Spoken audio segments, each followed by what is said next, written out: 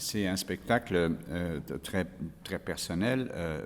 Bon, presque tous mes spectacles solo sont des En aquest spectacles... espectacle és molt personal, tots els espectacles en solitari són en certa manera autobiogràfics, els meus, però sempre m'he ocultat darrere algun personatge i en canvi en aquest sí que hi ha un personatge que sóc jo mateix però parlo en primera persona, per tant m'exposo, amb la qual cosa és perillós perquè em poso en escena. Podria semblar pretensiós parlar en primera persona però explico la meva història directament. J'ai l'air de me donner beaucoup d'importance, de me mettre en scène moi-même. C'est un style de théâtre ou d'écriture. És un estil de teatre i d'escriptura que podríem anomenar autoficció, en el qual tot és veritat, però alhora no tot és veritat. Pas tout à fait vrai. C'est Picasso. Picasso deia que l'art és una mentida per explicar millor la veritat. Aleshores, a mi em passa una mica això.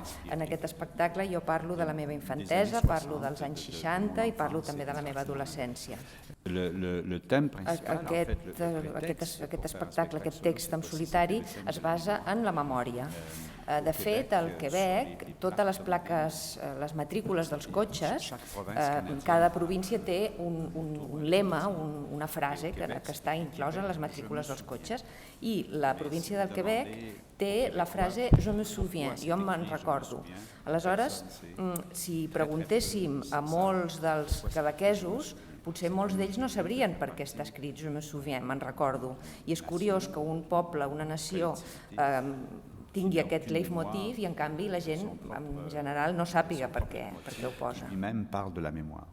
Comme je disais, le thème de la mémoire, en fait, c'est un prétexte pour parler de beaucoup de choses et surtout moi ce qui La memòria en aquest espectacle em serveix d'excusa, de pretext per parlar de moltes coses. M'interessa molt el que passa al Quebec i el que passa també a Catalunya actualment i sobretot aquests dies, la qüestió de la identitat nacional, de la sobirania i del separatisme, que són temes que estan molt presents al Quebec actualment també.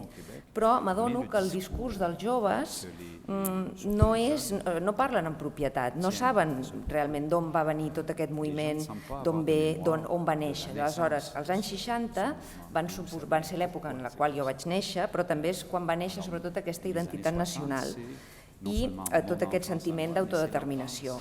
Aleshores, les noves generacions m'adono que no tenen prou memòria, parlen però parlen amb poca propietat.